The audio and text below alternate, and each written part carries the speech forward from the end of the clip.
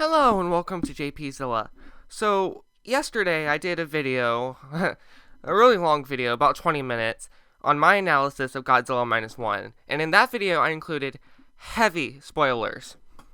In this video, I'm going to do a spoiler-free review of Godzilla Minus One. This will be a really short video, just going over the basics of why I thought made it a good movie, and why I think you should watch it. I will admit, right off the bat, it was a great movie, and you should definitely watch it, and I'll tell you why. The first is characters. The characters in this movie are phenomenal. The best characters in a Godzilla movie I've seen so far. In fact, the movie makes you care about the characters more than Godzilla. The movie is about Shikishima, a kamikaze pilot, and his struggles with post-traumatic stress disorder after the war, and his struggle of survivor's guilt, feeling that he's not worthy to live after so many people died. Accompanying this character on his journey was a real pleasure, and I felt invested all the way through. And Shikishima was not the only good character.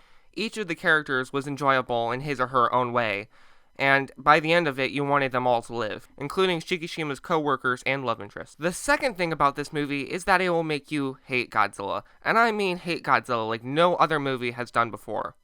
I mean, in most other movies, I like Godzilla to some varying degree, except maybe GMK. He is usually a very sympathetic character who you at least somewhat empathize with because of the pain he's going through at having been subjugated by the atomic bomb. This version of Godzilla is not empathetic whatsoever.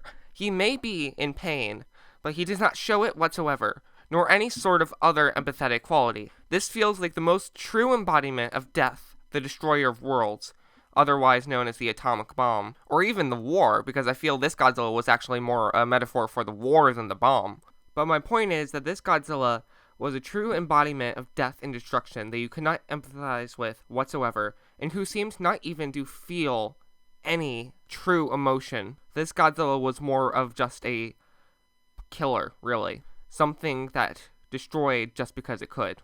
The pacing of the story was also really good because you felt tension all throughout the movie. It always felt like Godzilla was lurking somewhere around the corner and would appear the next moment. And we actually do get to see a fair bit of Godzilla, unlike Godzilla 2014.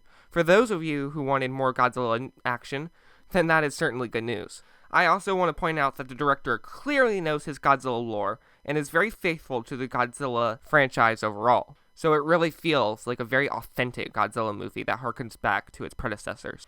Also, a quick reminder to please watch my full analysis of Godzilla Minus One once you have seen the movie.